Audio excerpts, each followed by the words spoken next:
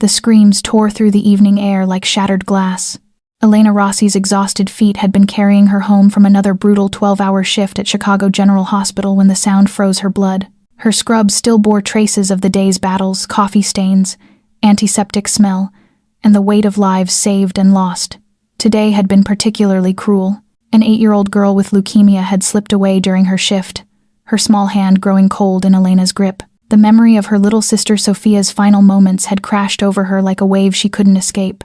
She should have kept walking, should have minded her own business like every survival instinct screamed at her to do. The last thing she needed was more tragedy, more loss, more pain to add to the graveyard she already carried in her chest.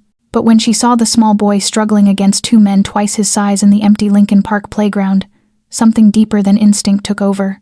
Something that whispered Sophia's name, something that refused to let another child slip through her fingers.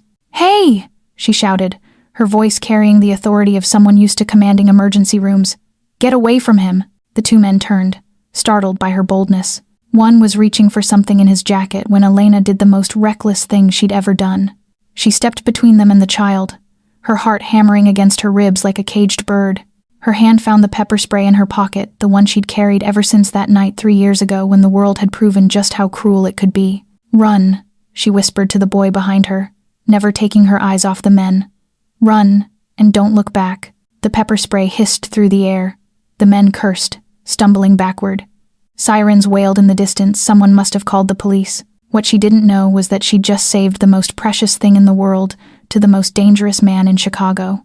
And in less than 5 minutes, Dante Moretti, the ruthless boss of the Moretti crime family, the man whose name made hardened criminals tremble, would arrive to find his 6-year-old son safe in the arms of a woman who'd risked everything for a child she'd never met. Some acts of courage change everything. This one was about to turn 2 broken worlds upside down. If this story already has you hooked, smash that like button and share it with someone who loves a good romance. Subscribe and hit the bell so you don't miss what happens when Elena comes face to face with Chicago's most dangerous man. The police siren still hung in the air when the convoy of black vehicles appeared. Not 1, not 2, but 4 gleaming black Escalades came surging in like hunting beasts, their tires grinding over the roadway with a viciousness that made Elena take an involuntary step back. She tightened her grip around the small hand holding hers, feeling the boy tremble at her side. And then something strange happened. The officers who had just arrived, the very men who should have been moving forward to investigate, suddenly stepped back instead. No one gave an order. No one said a word. They simply yielded, as if obeying some unspoken rule Elena had never been told. The first door opened, and a man stepped out. Elena felt the air around her thicken. He was tall, likely over 6 feet, with broad shoulders wrapped in a perfectly tailored black suit. His ink-black hair was slicked neatly back, revealing a sharp angled face and a jawline that looked like it could cut glass. But it was his eyes that rooted Elena in place. Gray, cold as steel, sweeping over the crowd with the calculated focus of a predator searching for prey, until that gaze stopped on the boy beside her. And everything changed. "Papa!" the boy shouted as he burst from Elena's hand like a bullet and ran across the grass on his small legs. "Papa, the angel saved me. The angel lady saved me." The man dropped to one knee just as the boy crashed into his arms, and in that instant Elena saw something she never expected to witness. The ice on his face melted. The steel in his eyes softened. Those strong arms gathered the child with the tenderness of a father who had once believed he had lost his entire world.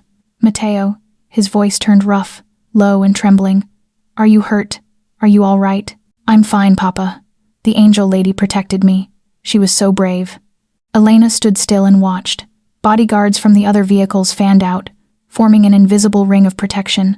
The way they moved, the way they scanned the surroundings with razor-sharp vigilance, the way the police did not dare step closer, it all screamed a truth Elena's instincts were trying to ignore. This man was dangerous, very dangerous. He rose with Matteo still in his arms and walked toward her. Every step carried authority. Every step made Elena want to retreat, but she did not move. She faced death in the emergency room every day. She would not quake in front of a man wearing an expensive suit. "You saved my son," he said, his voice like velvet wrapped around steel, deep and commanding. "I only did what anyone would do," Elena replied, surprised by how steady her own voice sounded. A brief smile flickered at his mouth, not quite warm, yet not entirely cold. "No, not anyone would. You faced 2 armed men with nothing but pepper spray and reckless courage. He stopped in front of her, and Elena had to tilt her chin up to meet his eyes. Up close, those gray eyes were not as cold as she had thought. Something deeper lived behind them, something that felt like pain hardened by years. I am Dante Moretti, and I owe you a debt that cannot be repaid. Moretti, the name stirred faintly in Elena's mind, as if she had heard it somewhere before but could not place it. Before she could think further, Matteo reached toward her. Angel lady, I want to get down. Dante set the boy on the ground, and what happened next startled both adults. Matteo ran straight to Elena, took her hand, and refused to let go. I want to stay with the angel lady, he declared, lifting wide brown eyes to his father with an unexpected stubbornness. Elena saw something flash across Dante's face. Surprise, and if she was not mistaken, pain as well. Matteo, he said gently, you have to come home. No, I want to stay with her. The boy squeezed Elena's hand tighter, as if afraid she might vanish. Marco, the man Elena guessed was the head of security, stepped closer and murmured something in Italian to Dante. Dante's expression shifted, complicated in a way Elena could not read. 2 years, Marco added in English, low enough that only Elena could hear. 2 years since the boy's mother died, and he has never allowed anyone close outside the family. Elena looked down at the child clinging to her, and her heart tightened. She understood that kind of loss. She lived with it every day. Miss Johnson, Dante said, and Elena jolted as she realized he already knew her name, likely from the police or from earlier conversation. Allow me to invite you to dinner, so I can thank you properly. That isn't necessary, truly. Papa cooks really well. Matteo cut in, his eyes lighting up. You'll like Papa's pasta. And tiramisu too. Papa makes the best tiramisu in the world. Elena looked from the boy to the father. Every instinct in her screamed that she should refuse. This man was dangerous. His world was dangerous. She should not get involved. But then Matteo lifted his face to her with those brown eyes that reminded her of Sophia when she was little, and all her reasons melted away. Please, angel lady, just one dinner. Elena let out a slow breath. She knew she would regret this decision. One dinner, she agreed, and the radiant smile that broke across Matteo's face almost made her forget every worry. Almost. Dante nodded, and there was something in his gaze, something beyond simple gratitude, that made Elena feel as though she had just stepped through a door that could not be closed again. I will have someone pick you up tomorrow evening, at 7 o'clock. He drew out a business card, plain except for a name and a phone number, and placed it in her hand. And Miss Johnson, thank you, for giving me back the most precious thing in my life. When the black convoy pulled away, Matteo waved at her through the window until they disappeared from view, and Elena stood alone in the park, the business card sitting heavy in her palm. One dinner, she told herself. Just one dinner as a thank you. Then she would return to her normal life. She did not know that choice would change her entire life. And when she looked back, this was the moment everything began. Elena had changed 3 different outfits before she finally settled on a simple black dress, respectable enough for dinner yet not so elaborate that it might look as though she were trying to impress anyone, and she kept telling herself this was only a thank you dinner, nothing more and nothing less. But when a gleaming black Maybach rolled to a stop in front of her small apartment precisely at 7 o'clock, she had to swallow back a gasp, because she had seen luxury cars on the streets of Chicago but had never once sat inside one.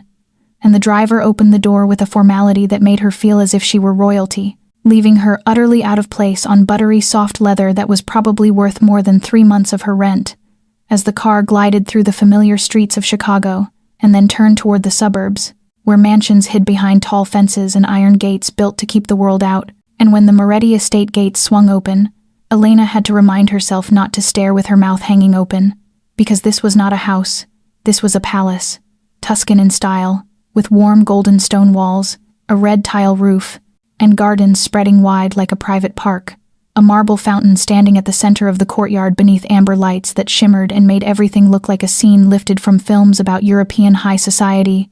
And Elena stepped out, bracing herself for a dinner involving a private chef, servants, and perhaps an entire trained staff.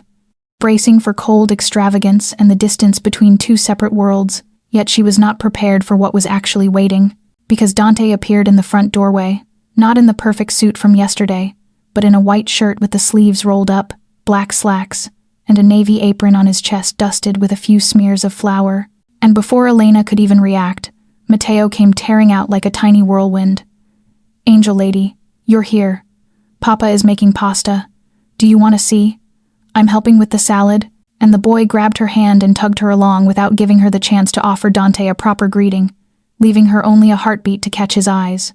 And what she saw there confused her. Warmth, gentleness, the complete opposite of the cold man from the day before, and the Moretti kitchen was as large as Elena's entire apartment, filled with gleaming stainless steel appliances and a granite island. Yet what startled her was not the luxury but the atmosphere, the rich smell of garlic sizzling in oil, a pot of water rolling at a hard boil on the stove, and Dante Moretti, the man the police had not dared to approach, standing there rolling dough and making fresh pasta like a professional chef. "You can sit and watch," Dante said, a faint smile playing at his mouth. "Or, you can help Mateo with the salad. The kid needs supervision before he turns the tomatoes into juice." "I'm not spilling," Mateo protested, though the wide grin on his face betrayed the truth, and Elena realized she was smiling too, the tightness in her chest loosening little by little as she stepped beside Mateo and helped him cut cherry tomatoes into small pieces, while Dante finished a fettuccine from scratch, and dinner was served in a small, cozy dining room instead of the grand banquet hall Elena had imagined. Just 3 people, a round table, and the best pasta Elena had ever tasted in her life, with Mateo steering the conversation, talking about school, about the neighbor's dog, about how he wanted to be an astronaut or a chef, or maybe both, while Dante listened to his son with endless patience, sometimes slipping in questions that only made Mateo more animated. And this was not the picture of a mafia boss. This was a father. "Have you worked at the hospital long?" Dante asked when Mateo paused to eat. "Almost 5 years," Elena answered. "Pediatrics, that's hard work. Sometimes," Elena looked down at her plate, "sometimes it's very hard. But when a child gets well and goes home to their family, it's all worth it." And something shifted in Dante's gaze, something deeper passing through those gray eyes. "You save people. That's noble work. I don't save them all." Elena's voice fell quieter as the image of an 8-year-old girl with leukemia flickered through her mind. "No one can," Dante said so gently that Elena had to look up. "But you keep trying. That's what matters." After dinner, Mateo began to yawn midway through a story about his favorite dinosaur, and Dante carried him upstairs while Elena waited in the living room, studying the paintings on the walls and wondering what life inside a world like this would feel like. And when Dante returned, he brought 2 glasses of red wine and led her out to the balcony, where Chicago stretched beneath them, lights glittering like a million stars fallen to the earth. "What do you do?" Elena asked, her voice sounding small in the quiet night. She knew it was a risky question, but she needed to know. She needed to hear it from him. And Dante was silent for a long time, staring out over the city. "I protect my family," he finally said, "by whatever means necessary." That vague answer should have been a warning. Elena should have set her glass down, thanked him for dinner, and left.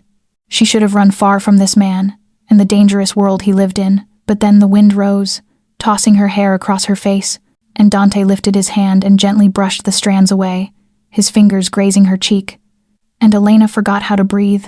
"You're beautiful," he said, low and rough, not just on the outside, but in here, and he touched her chest, right above her heart. "Maybe that's why Mateo can't bring himself to let you go." Elena swallowed hard, trying to find her voice. "You don't know anything about me. I know you were brave enough to risk your life for a child you didn't even know. I know you look at Mateo with a kind of light he hasn't seen in 2 years." Dante tilted his head, those gray eyes seeming to read straight through her. "And I know you're afraid. Not afraid of me, but afraid of something else." Elena wanted to deny it, but the words caught in her throat, because he was right.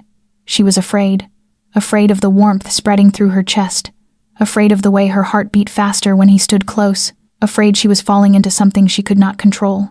"It's late," she whispered. "I should go." Dante nodded, but he did not step back. "I'll have someone take you home." "But Elena," she lifted her eyes, and what she saw in his expression made her knees want to buckle. "Mateo will ask when you're coming back, and so will I." And on the ride home, cradled in the smooth quiet of the Maybach, Elena stared out the window without truly seeing anything at all, still feeling the lingering warmth of Dante's fingers on her cheek, still hearing his deep, steady voice echoing in her mind. "One dinner," she had said, "just one dinner." Yet deep in her heart she knew this was only the beginning. The next 2 weeks drifted by like a dream Elena did not want to wake from. The second time she saw them was a Sunday afternoon at the park, where she and Dante took Matteo out as if they were an ordinary family, the boy darting and bouncing between the two adults, demanding to be pushed higher. Higher still on the swing, his clear laughter spilling across the green lawn. The third time was dinner at a small Italian restaurant Dante said his mother used to bring him to when he was a child, Matteo sitting between them with tomato sauce smeared on his face, talking about his dream of flying to the moon. The fourth time Elena taught Matteo how to fold paper airplanes in the Moretti estate living room, while Dante sat on the sofa with a book, occasionally lifting his eyes to watch them with a look Elena did not dare name, and with every meeting she felt herself pulled deeper into the world of a father and his son. But it was not only the visits, because every night, exactly at 8 o'clock, Elena's phone would vibrate, and Matteo's eager voice would burst through the line. "Angel lady, can you tell me a story? Papa's stories are not as good as yours. Papa only knows stories about wolves and old kings." And Elena would laugh, curled up on her bed in her small apartment, telling him about brave princesses and dragons who baked cakes. And sometimes, after Matteo fell asleep, Dante would stay on the phone for a few more minutes, his voice low and warm in the late night, asking about her workday, telling her about Matteo's newest mischief, and sometimes doing nothing at all but sharing the same silence through the receiver, those strange, intimate moments making Elena feel closer to him than any long conversation ever could. And then came the bouquets. The first appeared at the nurse's station on Monday, pristine white roses with a card that held only a single handwritten letter, D. The second was yellow tulips delivered on Wednesday. The third was white lilies brought on Friday, along with a box of Italian chocolate, and the entire pediatric ward buzzed. "Elena Rossi, you have to tell us about this mysterious man right now."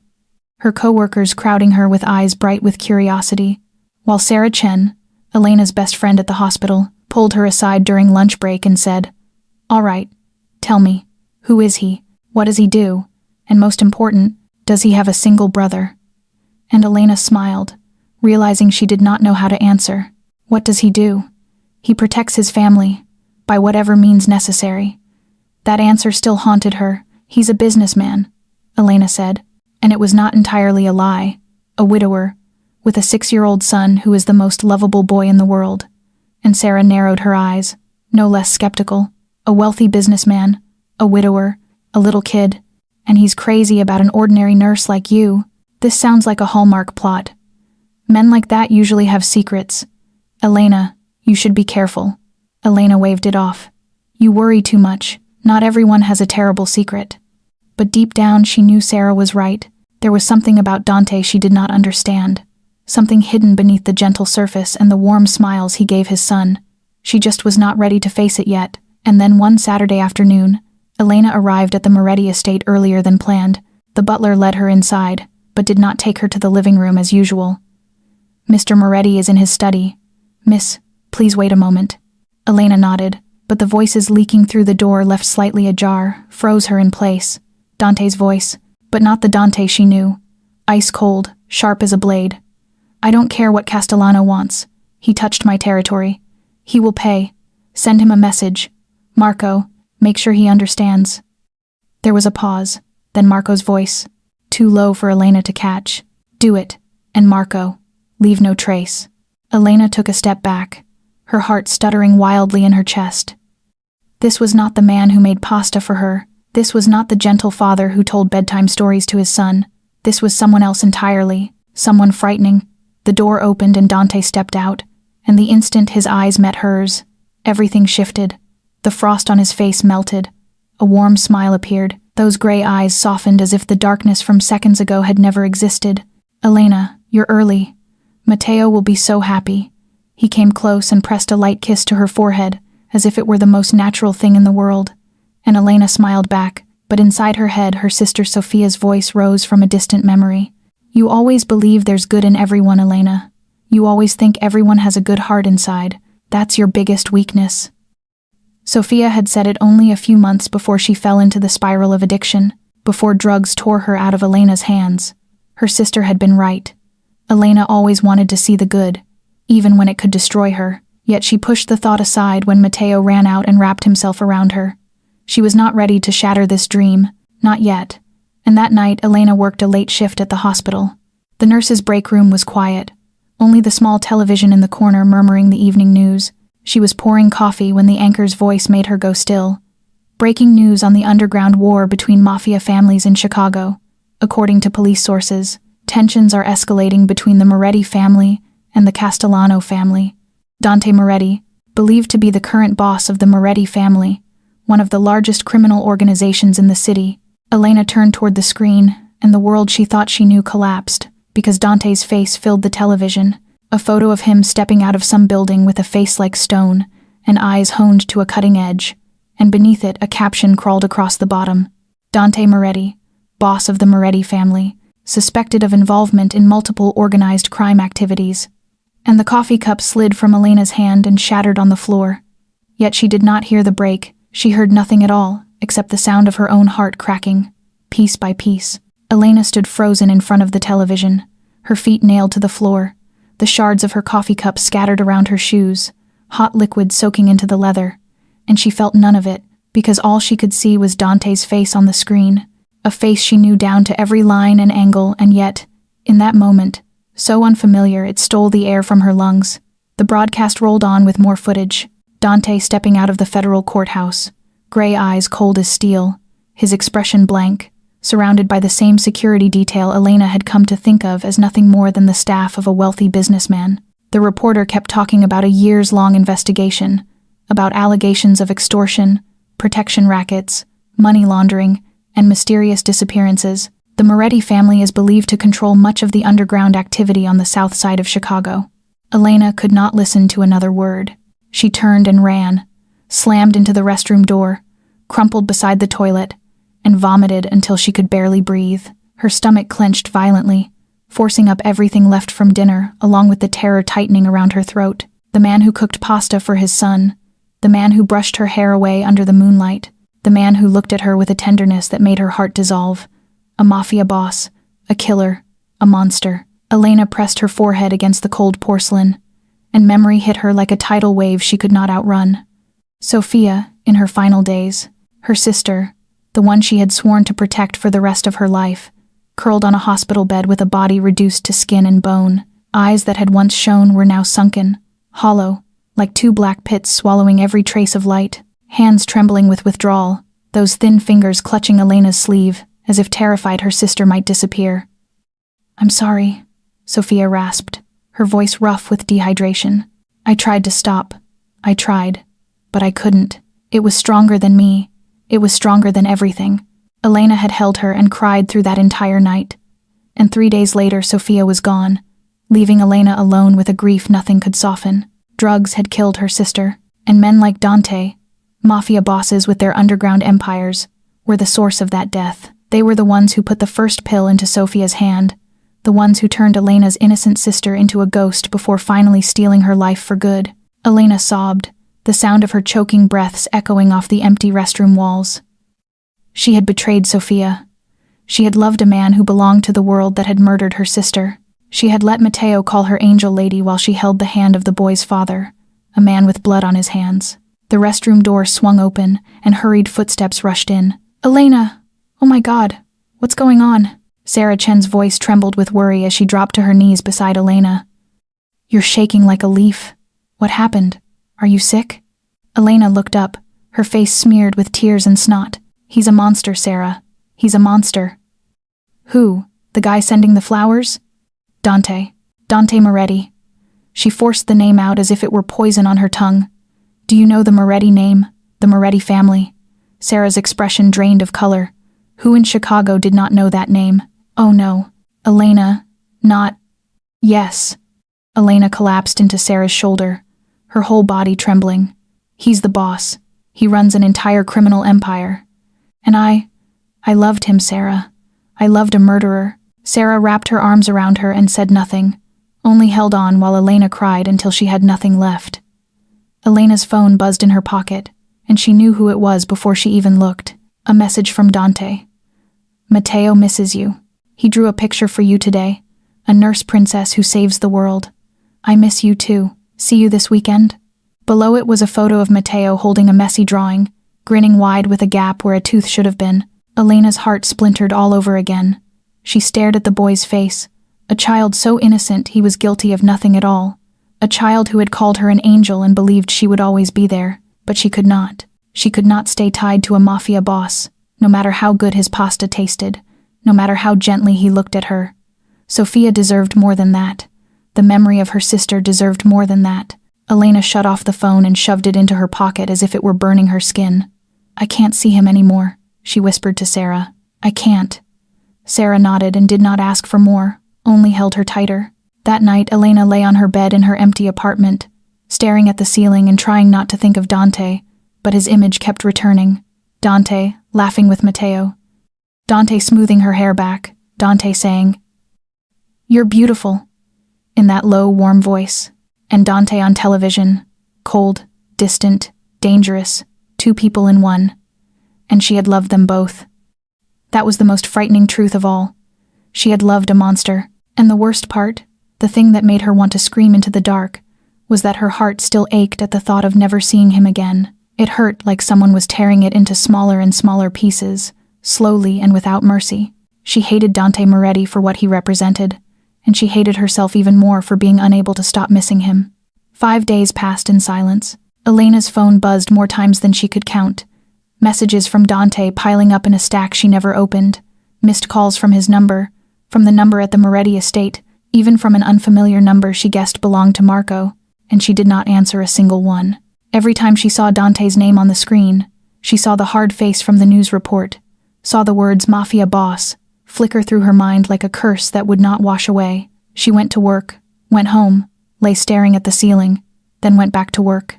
Sarah asked after her every day with worry in her eyes, but Elena only shook her head and said she was fine. She was not fine, but she did not know what to say, did not know what to do with the tangled storm of feeling tearing her apart from the inside. Across the city, in the Moretti estate, Dante sat in his study with a glass of whiskey that had been empty for a long time. Marco stood in front of him, reporting what he had found. "She's still going to work as usual, boss. No sign of anything unusual. She just isn't answering the phone." "She knows," Dante said, his voice low and tired. "She knows who I am." Marco fell silent for a moment. "What do you want me to do?" "Nothing. Keep protecting her from a distance, but do not interfere." Dante rose and crossed to the window, looking out into the Chicago night. "If she wants to leave, that is her right." "And Matteo?" The boy asks about her every day. Dante did not answer. He did not know what to say to his son, did not know how to explain what he himself could not understand, why Elena's absence left a hollow in him so deep it felt like a wound. He was used to loss. He had lost Isabella. He had lost his father. He had thought he had grown numb to pain. But Elena was different. She was not someone he had lost. She was someone who had chosen to walk away, and somehow that hurt even more than death. On the 6th day, Dante could not endure it any longer. He needed to know. He needed to see her. He needed to hear from her own mouth that it was over, if that was what she wanted. He parked in the lot at Chicago General Hospital and waited until Elena's shift ended. He brought no bodyguards, no Marco, just himself, alone, in the dark. When Elena stepped out the back door of the hospital, she stopped as if pinned in place. Dante leaned against a black Maybach, the pale yellow lights of the parking lot casting shadows across his face. He looked exhausted, bruised with dark circles under his eyes, stubble on his jaw as though he had not shaved in days. But those gray eyes were still as sharp as a blade when they fixed on her. "Elena, what are you doing here?" Her voice was colder than the Chicago night wind. She moved toward her car, trying to pass him, but he stepped into her path. "You won't answer your phone. You won't answer my messages. I need to know why." "You need to know why?" Elena laughed, the sound bitter in the empty lot. "You're Mafia, Dante. You're the boss of a criminal organization. You deal in death, and you need me to explain why I don't want to talk to you?" Dante did not deny it, did not defend himself. He only stood there, his eyes never leaving hers. "I am what I have to be. I never pretended to be someone else. You didn't tell me. You didn't ask." The words hit like a bucket of ice, and Elena realized he was right. She had not asked. She had not wanted to know. She had closed her eyes to every sign because she did not want the dream to break. "Do you want to know why I hate your world?" Elena asked, her voice shaking. "I had a sister, Sofia. She was 8 years younger than me, innocent, bright, the kind of girl who believed in every good thing in the world." She stopped, swallowing hard against the tears rising fast. When she was 16, she started using drugs. A bad boyfriend, a party, one try just to see, and she never got out. Dante did not move, did not speak, but something in his eyes shifted. I did everything, Elena went on, her voice cracking. Rehab, begging, threats, crying. Nothing worked. Drugs took her from me day by day, hour by hour, until there was nothing left but a body that could still breathe. And then she died. She died in my arms, in the emergency room where I work, from an overdose. Tears streamed down her cheeks, and Elena did not bother to wipe them away. Men like you killed my sister, Dante. Bosses in the underworld. Men who make money from other people's deaths. Do you think I can love someone like that? Do you think I can look at you and not see Sophia? Silence stretched between them, heavy and airless. Dante stood there, unreadable. But Elena saw his jaw tighten, saw his hand curl into a fist, and then slowly release. When he spoke, his voice was low and rough. The Moretti family does not sell drugs. Elena let out a sharp, scornful laugh. You think I believe that? I'm not asking you to believe it. I'm telling you the truth. Dante looked straight into her eyes, those gray depths, like an abyss. My father set that rule before I was even born. He said there are things so filthy that even the devil will not touch them. Drugs are one of them, and I have kept that rule, even when it cost me allies, even when it cost me opportunities to grow richer. So how do you make money, then? Killing for hire? I control gambling, protection, construction. I won't deny there's blood on my hands, but it isn't the blood of children like your sister. Elena wanted not to believe him. She wanted to scream that he was lying, that they were all the same, that no mafia boss had a conscience. But there was something in Dante's eyes, something in the way he looked at her, that kept the words locked behind her teeth. Dante exhaled, took a step back. I understand. I understand why you can't be with me, and I won't force you. He turned and walked toward his car. I only want you to know one thing. He stopped without turning around. Matteo says your name as an angel in every prayer before he sleeps. Every night, he asks God to keep the angel lady safe and bring her back. He opened the door and got in. I'm sorry about your sister, truly. The Maybach slipped into the night, its red taillights fading around the corner. Elena stood alone in the empty lot, the cold wind cutting through her thin coat. But she did not feel cold. She did not feel anything at all. He was gone. She should have felt relief. She should have felt right. Instead, she felt as though she had just lost something precious, something she had not even known she possessed until it disappeared. And when the tears finally fell, Elena did not know whether she was crying for Sophia, for Dante, or for herself. 2 weeks crawled by like a nightmare with no end. Elena existed, but she was not really living. Each day was a copy of the one before it. Waking up, going to work, caring for patients with a mechanical smile, going home, lying on her back, and staring at the ceiling until sleep dragged her into the dark, and then doing it all again. She did not cry anymore. She did not feel anything anymore, only a vast emptiness where her heart had once beaten bright and loud. Sarah Chen was the first to see it. She pulled Elena into the break room during lunch, made her sit, and looked her straight in the eyes. You're destroying yourself, Elena. You've lost pounds. Are you sleeping at all? Are you eating at all? I'm fine. You're not fine. Don't lie to me. Sarah took her hand, her voice softening. I know whatever happened with him is complicated, but you can't keep doing this. You're turning into a ghost. Elena did not answer. She did not know what to say. How could she explain that she had not only lost Dante, she had lost Matteo too? Lost the feeling of belonging to a family, lost something she had not even known she ached for until it was within reach and then slipped away. Across the city, the Moretti estate sank into a gloom no less heavy. Matteo asked about Elena every day, wide brown eyes lifting to his father with a hope that slowly dimmed. Papa, when is Angel Lady coming? Is she mad at me? Did I do something wrong? Dante did not know how to answer. He pulled his son into his arms and promised that no, you did nothing wrong, but the promise was hollow and they both knew it. Matteo stopped praying before bed. He told Dante that praying did not work because God was not bringing the Angel Lady back. Lucia Moretti, Dante's mother, noticed the change in her son in the way he sat in his study for hours doing nothing, in the way his eyes drifted toward nowhere with a faraway look, in the way he called the wrong name without thinking when he gave orders to the staff. One evening she came to him and set a hand on his shoulder. Tell me, Who is that woman? Dante looked up, not surprised, because his mother had always seen through everything. I met a woman. She saved Mateo in the park that day. The one Mateo calls Angel Lady? Yes, she's a nurse. Kind, brave. And she knows who I am, Mama. She knows. And she left. Lucia was quiet for a moment. Then she asked, "Does she make Mateo laugh?" Dante closed his eyes, and the image of Mateo grinning beside Elena rose sharp and sweet in his mind. Yes, for the first time since Isabella died. Then don't let her go. Lucia's voice was firm, as if it were the most obvious thing in the world. Mama. No, Mama. I know you, Dante. You don't love easily. If you let a woman into your heart, she has to be special. And if she made Mateo open up after 2 years, she's worth fighting for. She doesn't want to belong to my world. Then give her a reason to want to. Marco knocked on the door just then, delivering the daily report Dante had demanded. She's still safe, boss. Work, home, no visitors.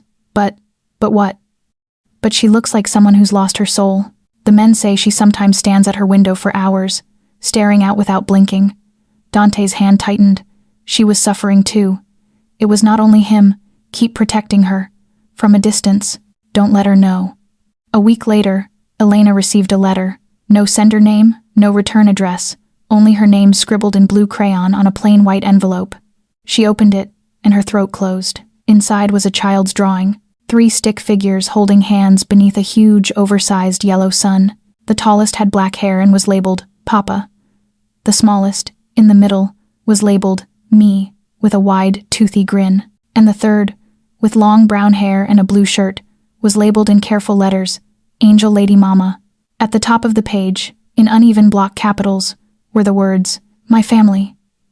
And on the back, in tidy handwriting that clearly had an adult's help with spelling, there was a short message, I miss you, Angel Lady. Please come back. The house is sad without you. I promise I'll be good. Love, Mateo. Elena sank to the floor of her apartment, the letter trembling in her hands.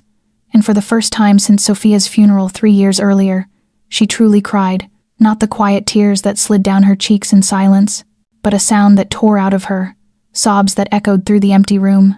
The raw call of a heart breaking from missing a 6-year-old boy and the father she had forced herself to leave behind.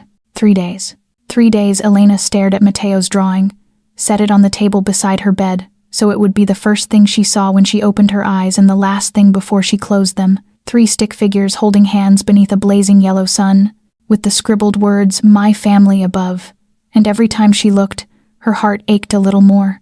Every time she looked, the wall she had built around her heart cracked another thin line. On the 3rd day, Sarah found her sitting in the nurse's break room, the drawing clenched in her hands, her eyes red and raw.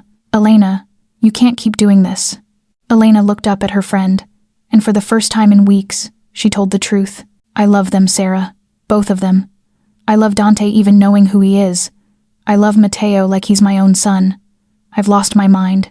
Sarah sat down beside her and was quiet for a long time. Maybe love is sometimes madness. Maybe that's the definition of love, doing crazy things for the people you can't live without. But he's Mafia, Sarah. He's dangerous. His world could kill me. Any world can kill you, Elena. You work in a hospital. You know that better than anyone. The question isn't whether you can die. It's whether you're living. Elena stared down at the drawing, and a memory rose up without warning. Her father, lying in his bed in the final days before cancer took him, his hand gripping hers, his voice weak but steady with determination. My daughter, don't live in fear. I've seen too many people die without ever truly living, because they were too afraid of loss to dare to love. Fear doesn't protect you, Elena. It only cages you. He had said that 10 years earlier, and in the 10 years since, what had Elena done? She had locked her heart tight after her father died. She had built even higher walls after Sophia was gone. She had refused every deep relationship because she could not bear the thought of being hurt again. She had existed, but she had never truly lived. And now, when someone had finally made her feel alive again, she was the one who ran. I'm a coward, Elena whispered. No, you're afraid. Those are different things. A coward would never admit she's afraid. Sarah squeezed her hand. The question is, are you going to let fear decide your life, or are you going to decide it yourself? Elena looked at the drawing one last time. 3 figures, a family she had held within reach and pushed away with her own hands. "I have to go," she said as she stood, her heart pounding so hard she could hear it in her ears. "Go," Sarah said, smiling. "And Elena, this time don't run." Elena drove through Chicago in the late afternoon, her hands trembling on the steering wheel. She did not know what she would say when she arrived, did not know if Dante would still want to see her, did not know if she was making the biggest mistake of her life, but she knew she could not keep living like a ghost. When her car stopped at the gates of the Moretti estate, 2 guards stepped forward to block her. "You're not on the list, ma'am. You need to turn around. Please. I need to see Dante. Tell him Elena is here." The guard hesitated, reaching for his radio, but before he could do anything, a shout rang out from inside. "Angel lady." Elena looked up, and her heart clenched. Matteo stood at a second-floor window with his face pressed to the glass, big round eyes shining as if he had just seen a miracle. He vanished from the window, and seconds later the front door flew open. Matteo shot out like a tiny bullet, sprinting across the courtyard on frantic little legs. Angel lady, you came back. You really came back." Elena dropped to her knees just as the boy slammed into her arms, 2 small arms locking tight around her neck as if he feared she might disappear. "I missed you. I missed you so much. Did you get my picture? I drew you into my family. Did you like it?" "I loved it, sweetheart." Elena held him close, tears streaming down her cheeks. I'm sorry I left. It's okay. You came back. Don't go again, okay? Promise me." Elena could not answer, her throat gone hard with emotion. She lifted her eyes and saw Dante standing in the doorway. He stood there with a face she could not read, gray eyes fixed on her as if he did not trust what he was seeing. He looked more worn than she did, unshaven, dark shadows under his eyes, as if he had barely slept in the past 2 weeks either. Elena rose, Matteo still clinging to her, and walked toward Dante. "I need to talk to you," she said, her voice shaking but certain. "This time I'll listen, really listen." Dante stayed still for a moment longer, saying nothing, and then something in his eyes broke, the steel wall collapsing, and when he spoke, his voice trembled in a way Elena had never heard before. "You came home." Just 3 words, but they held everything. The longing, the pain, the relief, and hope. Matteo looked up at the 2 adults, eyes shining bright. He reached out with one hand to take his father's, while his other arm stayed wrapped around Elena's neck. "Papa, angel lady," group hug. And when the 3 of them held each other in the wide courtyard of the Moretti estate, Matteo grinned, his clear voice ringing in the fading afternoon. "Now we're complete." Lucia took Matteo upstairs after dinner, and the boy still would not stop clinging to Elena until his grandmother promised the angel lady could stay overnight, and Matteo's eyes lit up, and he kissed Elena's cheek 3 times before he finally let go. "You have to still be here when I wake up, okay? Promise?" "I promise, sweetheart." When the sound of small footsteps faded on the staircase, Dante led Elena into his study, a room steeped in the scent of oak and old books, firelight from the hearth dancing across shelves that rose all the way to the ceiling. Dante poured 2 glasses of whiskey and offered one to Elena, but she shook her head, because she needed a clear mind for this conversation. "You came back," Dante said, his voice low and careful, "but I know you didn't come back without conditions. You understand me better than you think." Elena sat in the armchair across from him, spine straight, eyes steady. "I need you to understand that if I stay, there will be rules, and you have to agree to them." "I'm listening." "First, don't hide dangers from me. If anyone threatens me or Matteo, I need to know. No shielding me, no lying to protect me. I don't need to be protected from the truth. I need to be equipped to face it." Dante nodded slowly. "Go on." "Second, Matteo is always the number 1 priority. Not your work, not your empire, not me. Matteo, if there is ever a moment when his safety is threatened because of what you do, I will take him away, and you will not stop me. Matteo has always been my number 1 priority. That isn't a condition, it's the truth." And third, Elena drew a deep breath, because this was the hardest part. "You have to consider a path out of the underworld. I'm not asking you to do it right now.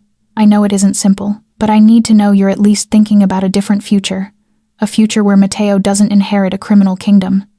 Silence stretched in the room. Dante looked down at the whiskey in his hand and turned the glass slowly, as if watching the amber catch the firelight could buy him time. When he finally spoke, His voice wasn't defensive, only honest. I won't lie to you and say leaving is easy. The Moretti family has existed for 3 generations. But I also don't want Matteo to grow up in the dark the way I did. He lifted his gaze to hers. So you understand what I'm asking. I'll explain what we do. The Moretti family controls gambling, provides protection for businesses, and construction. We have legal casinos in Vegas, construction companies all over Chicago. Violence happens only when it's necessary, when someone threatens the family or betrays us. And no drugs, really? No drugs, no trafficking. That's the line my father drew, and I keep it with blood. I've killed men for breaking that rule, even men from within my own family. Elena watched him, trying to read whether he was telling the truth, and what she saw in those gray eyes was not deception, but the exhaustion of a man who had done terrible things in order to keep his principles intact. That doesn't make you a good man, she said softly. I know. I've never claimed to be good, Elena. Dante set his glass down and leaned toward her. But I will be good for you and for Matteo. I will protect you both with my life. I will never bring the darkness of my world into your life, if it can be avoided. Did Isabella know about all of it? The question held Dante silent for a long time. It was the first time Elena had asked about his late wife, and she saw pain flash across his face before he mastered it again. She knew before we married. Her family was in the life too. Smaller, but in it. She grew up understanding this world. He looked into the fire, his voice distant. Before Isabella died of cancer, she held my hand and said, Don't let Matteo grow up without knowing what it feels like to be loved. Find someone who makes him laugh again, Dante. Promise me. I promised. Dante turned back to Elena, and in his eyes there was something both wounded and full of hope. I kept that promise for 2 years and found no one, until you appeared in that park and risked your life to save my son, as if he were your own. Elena felt tears rising, but she blinked them back. I'm not perfect, Dante. I'm full of scars and fear. I might run again when things become too hard. Then I'll chase you. Dante stood, moved to her, and dropped to one knee so their eyes were level. I'll chase you as many times as it takes, Elena, because you're worth fighting for. He lifted his hand and brushed her cheek, his thumb wiping away the tear she hadn't even realized had fallen. Then he tilted his head, slowly, giving her all the time in the world to pull back if she wanted to. She didn't. Their first kiss wasn't rushed or frantic. It was light as a butterfly's touch, gentle as a whisper in the dark. It was a promise, a confirmation, a new beginning. When they parted, Elena's eyes were still closed, her forehead resting against his. This won't be easy, she whispered. There will be times I'm afraid, times I doubt, times I want to run. Dante smiled, the first true smile she had seen on his mouth since the day they separated. Nothing worth having is easy, Elena. And you're worth more than anything I've ever had. The next 2 months were the happiest time of Elena's life since her parents were still alive. The Moretti estate, a place that had once felt cold and distant, slowly became home. Lucia taught her to cook traditional Italian dishes in the enormous kitchen, the 2 women laughing over a pot of tomato sauce bubbling on the stove while Matteo ran in circles demanding tastes. My daughter-in-law, the secret to perfect pasta is love, Lucia said, her hand never stopping as she stirred. And a little more salt. Never be stingy with salt. Elena laughed, and the sound of it echoed through the kitchen, as if it had always belonged there. But the moment that changed everything came on an ordinary evening. They were eating dinner. Matteo chattering with endless excitement about his day at school. Dante listening with a gentle smile. When Matteo suddenly turned to Elena.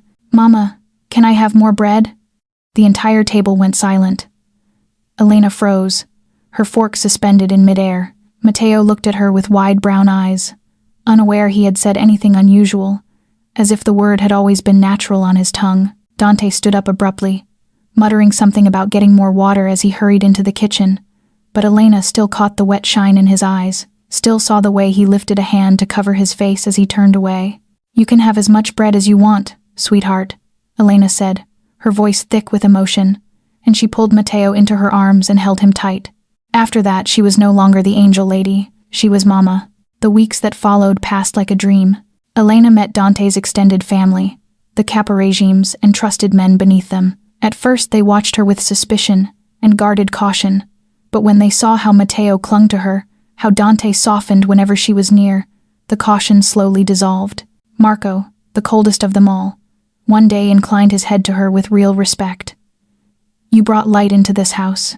he told her when they happened to stand together in the hallway. We're grateful for that. Life seemed perfect, peaceful, as if every shadow had retreated into the past. But across the city, in an abandoned warehouse on the south side of Chicago, the darkness was watching and waiting. She goes to work every day at 7 in the morning, comes back at 7 in the evening if she isn't on a night shift. 2 bodyguards follow her, but they keep their distance. The man in the expensive suit nodded, his eyes never leaving the photos of Elena walking into the hospital. Victor Castellano had never been a man who rushed.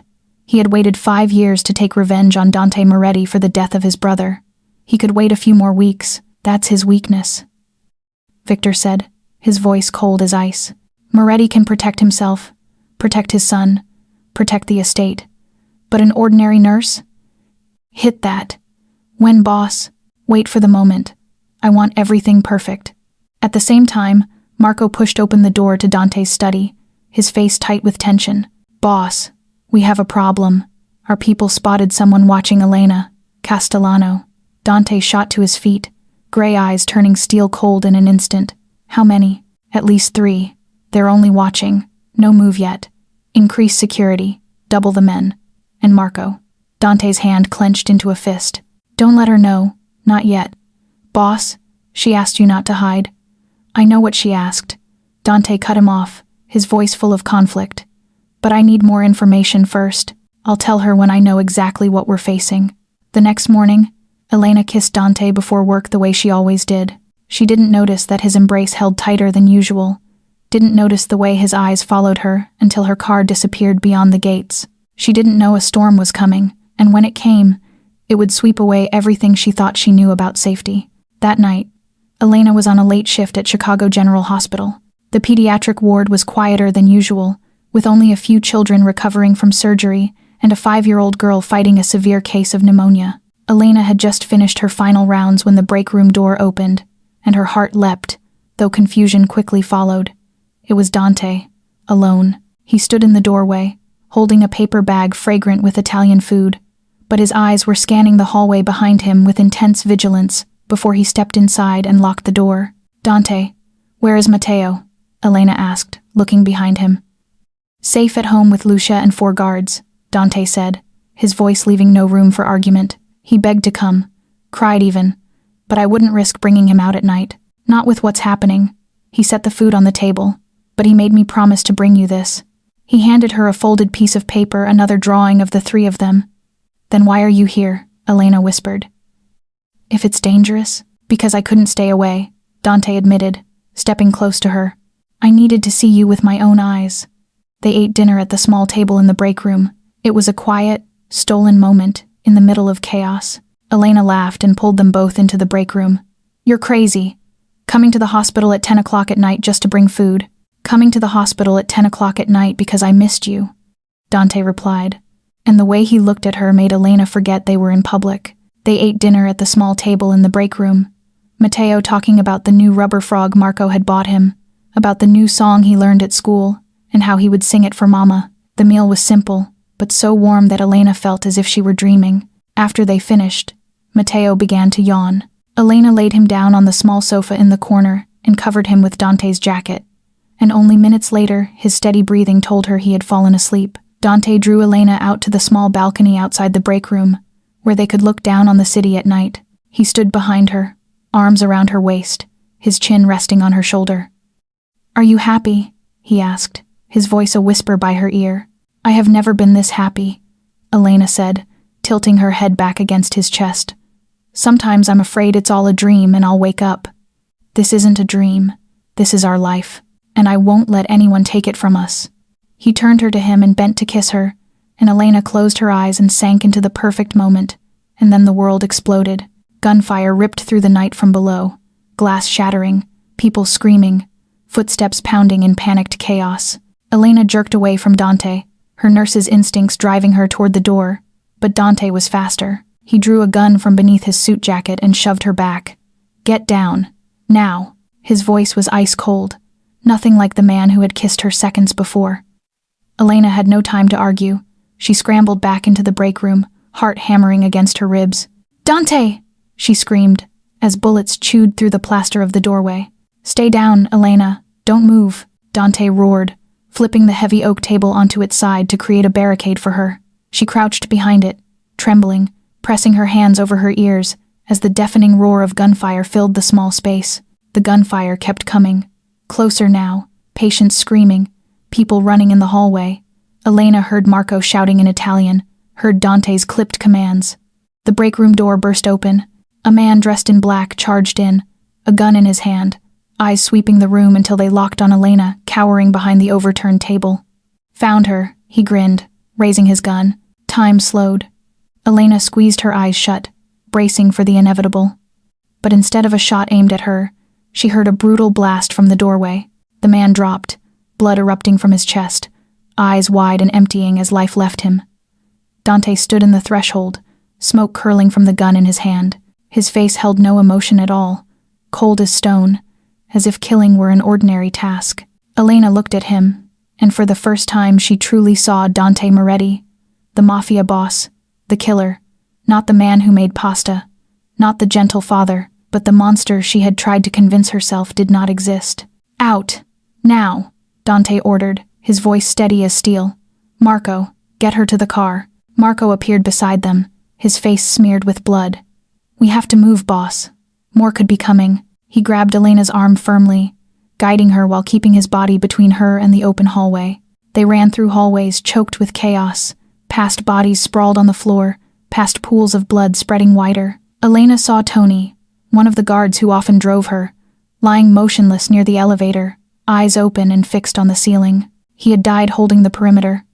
By the time they reached the ground floor, the fight was nearly over. Dante's men were taking control, and the police still had not arrived. In a corner, two attackers who were still alive were bound tight, blood running from wounds that were not fatal. Dante approached, the gun still in his hand. He knelt in front of one of them, his voice so cold Elena felt it in her bones. Who sent you? Silence. Dante nodded to Marco. Marco stepped forward and snapped the man's finger without hesitation. The crack of bone landed with the man's agonized scream. I'll ask again. Who sent you? Castellano. The man shrieked, his face twisted with pain. Victor Castellano. He wanted the woman. He said he would destroy everything you love. Dante stood, his face still frozen. But Elena saw his jaw clamp tight, saw his hand tremble slightly with restrained rage. Take them away. I'll deal with it later. He turned to Elena, and when their eyes met, she saw something in his gaze. Not apology, not regret, only the naked truth. Elena stood trembling against the wall, her arms wrapped around herself as if trying to hold her shattered nerves together. This is my world, Dante said, his voice flat, yet carrying something deeper. Blood, violence, death. I tried to shield you from it, but it still found you. It will always find you. He stepped toward her, then stopped a few feet away, as if afraid she would run. Do you still want to stay? The question hung in air thick with gunpowder and blood. Elena looked at the carnage around them, at the blood on the floor, then looked up at Dante standing there waiting for her verdict. The silence was heavy, broken only by the distant wail of sirens finally approaching. She knew her answer would decide everything. The Moretti estate lay under a heavy silence at 3 o'clock in the morning. Lucia had taken Matteo upstairs, coaxed him to drink warm milk, and sang to him until the choking sobs finally sank into the exhausted sleep that claimed him. Elena sat alone in the living room, staring at the weak flame in the fireplace without truly seeing anything. The images of the night kept replaying in her mind like a horrifying film she could not switch off. Gunshots, blood, Dante's face, cold as stone as he finished the attacker, the sound of bone breaking as Marco questioned the prisoner, Tony's empty eyes, the guard who had died to protect Matteo. She heard heavy footsteps, and Dante walked into the room. He had not changed. His white shirt was stained with blood, some of it already drying into a dark brown. Blood on his cuff, on his wrist, even on his cheek. Enemy blood. The blood of a man he had killed. Dante stopped at the threshold, as if he did not dare come closer, as if he feared that if he approached, Elena would run. You're still here, he said, his voice rough. Elena looked up at him, at the man standing there with blood on his skin, with hands that had just taken a life.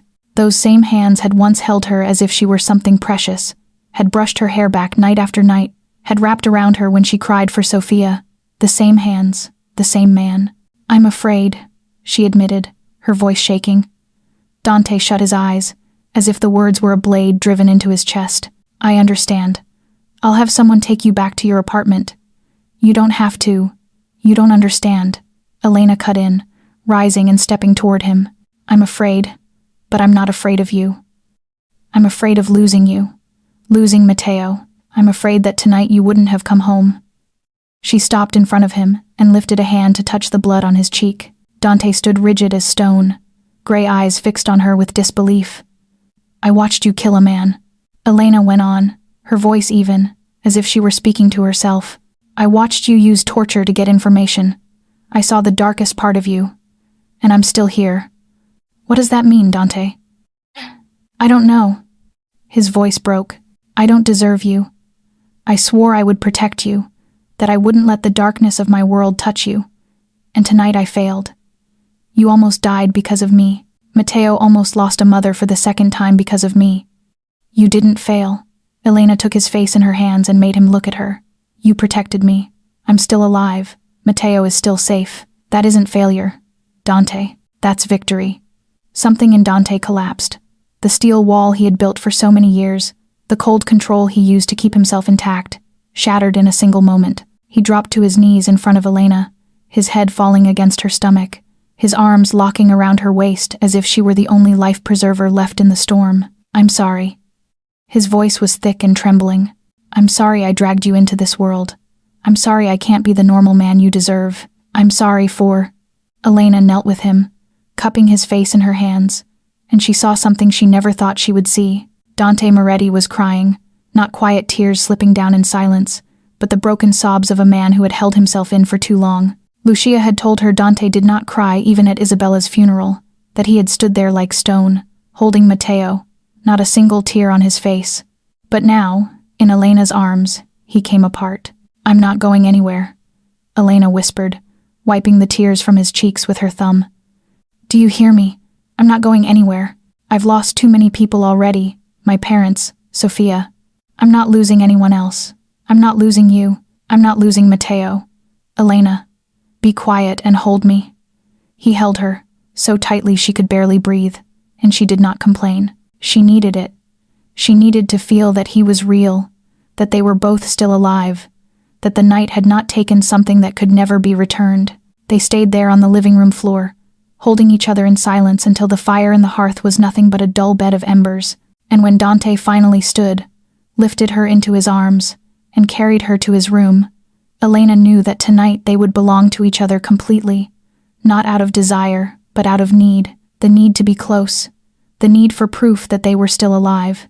Lying in Dante's arms, listening as his heartbeat slowly returned to normal, Elena stared at the ceiling and accepted the truth. She loved a mafia boss. She loved a killer. She loved a man with blood on his hands and scars in his heart, and she would not leave him. There was no road back. She had chosen, and she would live with that choice, no matter what it cost her. Across the city, in a darkened mansion in the western suburbs of Chicago, Victor Castellano sat in his study and waited. He did not look like what people imagined when they pictured a mafia boss.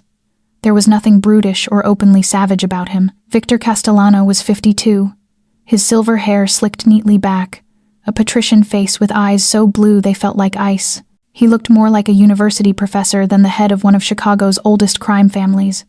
But behind that polished elegance was a venomous snake, waiting for the right moment to strike. The study door opened, and Luca, Victor's right-hand man, stepped in with tension drawn tight across his face. Boss, the attack failed. We lost 4 men, 2 were killed, 2 were taken. Victor said nothing. He only turned a glass of red wine in his hand, watching the fireplace light bleed through the liquid like something living. Boss? Luca ventured, uneasy under the long silence. Then Victor laughed, not the laugh of disappointment or rage, but the laugh of a man who had just watched everything unfold exactly as planned. Good. Boss, I don't understand. We lost 4 men and we didn't achieve the objective. And what do you think my objective was?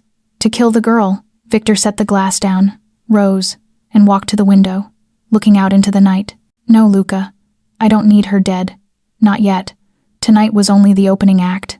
He turned back, and his blue eyes caught the light with a poisonous glint. Now Moretti knows I'm coming for him. He will guard that girl the way he guards gold. He will lose sleep. He will worry. He will tighten and tighten until he snaps. And when he's tired, when he thinks the danger has passed, I will strike. Luca nodded, beginning to understand. So what's the next plan? Victor crossed to his desk and took out a photograph. In it was a young man, maybe about 25, with the same blue eyes as Victor and an innocent smile. Luca Castellano, Victor's younger brother. The photo had been taken a week before he died. 5 years earlier, in the war for power between the two families, Dante Moretti had shot Marco dead right in front of Victor. He had been 26, still young, still foolishly sure he was invincible. Dante's bullet had proved him wrong. Victor had waited 5 years. 5 years to rebuild his strength. 5 years to plan. 5 years to find Dante Moretti's weakness. And now he had found it. Not the heavily guarded estate, not the loyal army, but a nurse with green eyes and a smile that melted the enemy's frozen heart. No more direct attacks, Victor ordered, setting his brother's photograph down. Wait. Watch. Find the crack. She won't stay in the Moretti estate forever. There will be a time she steps out, goes to work, goes shopping, and when she does, I want her. Alive or dead, boss? Victor smiled, a smile that sent a chill up Luca's spine. Alive. I want Moretti on his knees begging before I finish him. I want him to watch everything he loves get taken away. The way he took Marco from me. I want him to die in agony, not in glory. He turned back to the window, where Chicago's lights glittered like a million stars scattered on the ground. Go, and remember, I can wait. I waited 5 years. I can wait a few more weeks.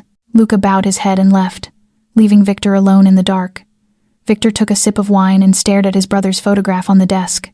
Soon, Enzo. I'll avenge you. Dante Moretti will pay for what he took. And in the cold darkness of that mansion, the devil's plan began to take shape. Slowly, patiently, inevitably, like a snake tightening around its prey before it bites. 2 weeks passed after the hospital attack, and life slowly drifted back toward normal, or at least a new version of normal that Elena was learning how to live inside. Security was doubled, 4 bodyguards instead of 2 following her whenever she left the estate. At first it felt suffocating, but little by little she grew used to the shadow of men in black suits behind her, far enough away that she did not feel invaded, close enough to step in if anything happened. Dante spent more time at home, cutting down on meetings and handing most of the work to Marco. He said family mattered more, that he had missed too much time with Matteo, and did not want to repeat the same mistake with Elena. In the evenings, the 3 of them sat down to dinner like a real family, Matteo bubbling over with stories from school, Elena sharing news about her little patients, Dante listening with a smile Elena knew belonged only to them.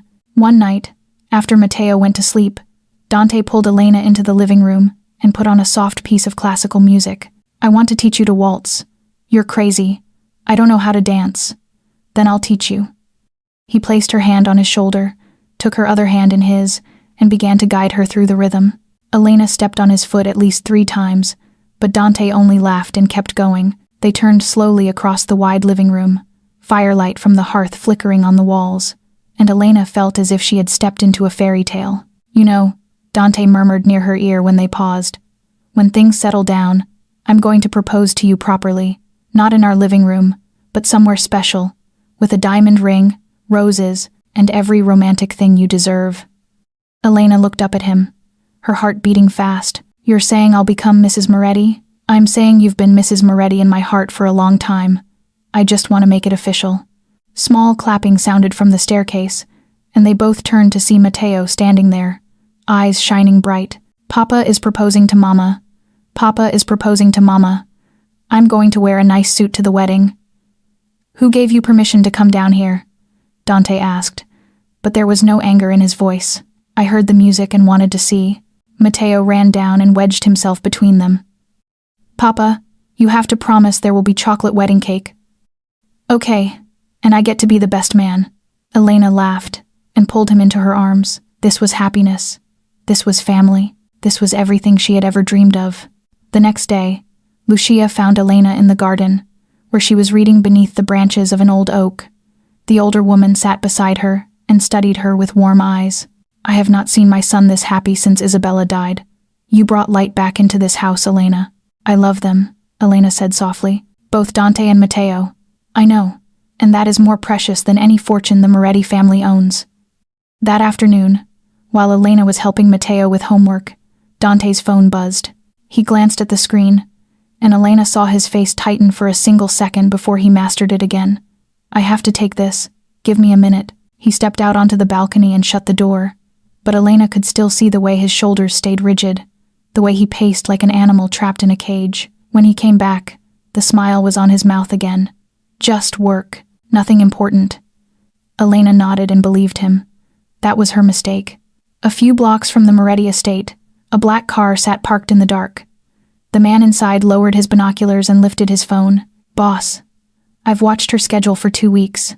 Tomorrow afternoon she's taking the kid to Whole Foods. Moretti has an important meeting he can't skip. Only 4 bodyguards will be with her." Victor Castellano's voice came through the line, cold as ice. "Good. Prepare 10 men. I want this clean and fast.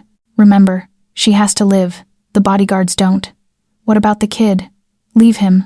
I don't kill children. Besides, I want someone left to tell Moretti what happened to the one he loves." The call ended. The man in the car smiled, started the engine, and drove into the night. The trap was set, and the prey had no idea.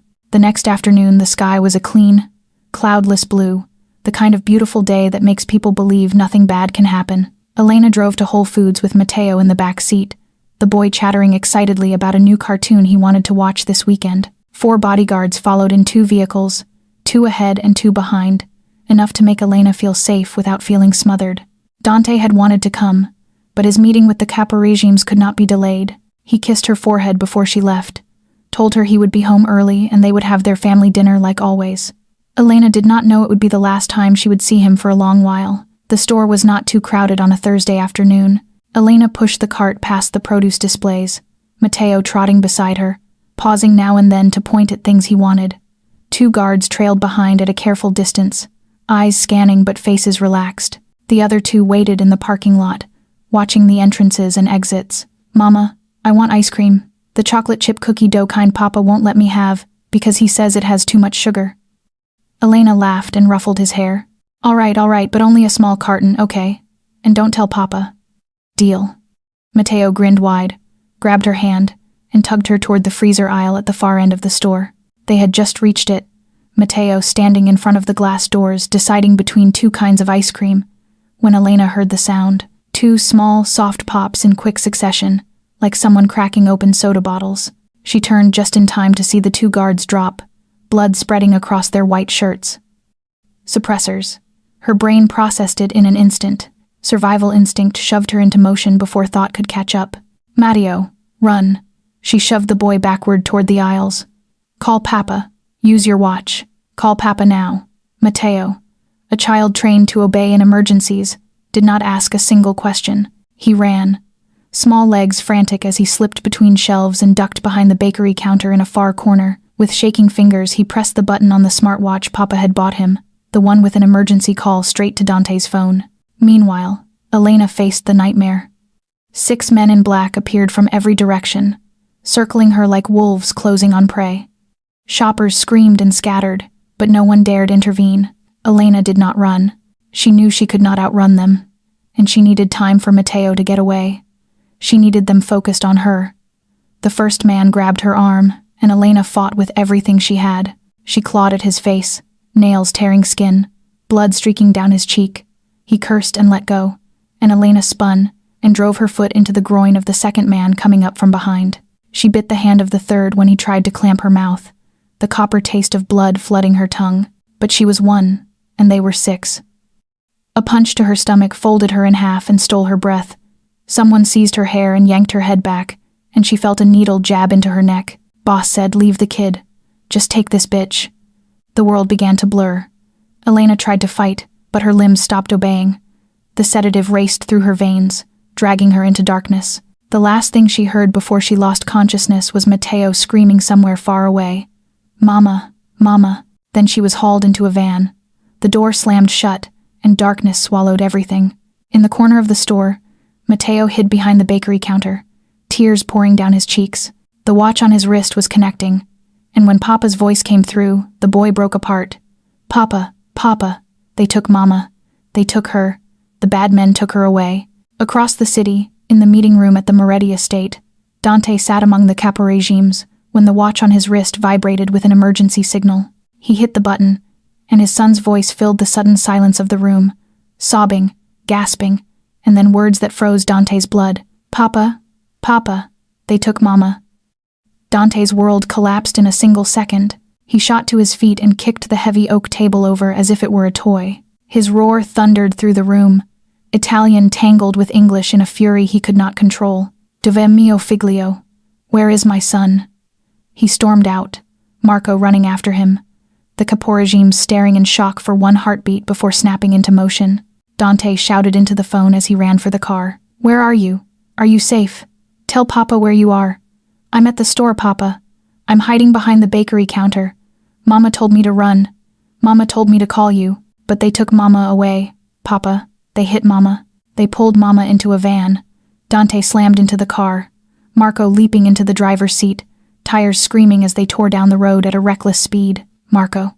Dante's voice was ice cold, but beneath that calm was the rage of hell. "Find her. Now. Right now. Call everyone. Turn this city upside down if you have to." His jaw locked, his hands clenching into fists, until the knuckles went white. "And when we find her, Castellano will beg to die." Elena woke with a headache like a hammer blow, and the copper taste of blood in her mouth. She tried to open her eyes, but the weak overhead light made the pain flare sharper. As her vision steadied, she realized she was in an abandoned warehouse. Gray concrete walls mottled with damp stains, the air thick with mildew and rust. Her hands were tied tight behind her back with rope, her wrists already burning from the friction.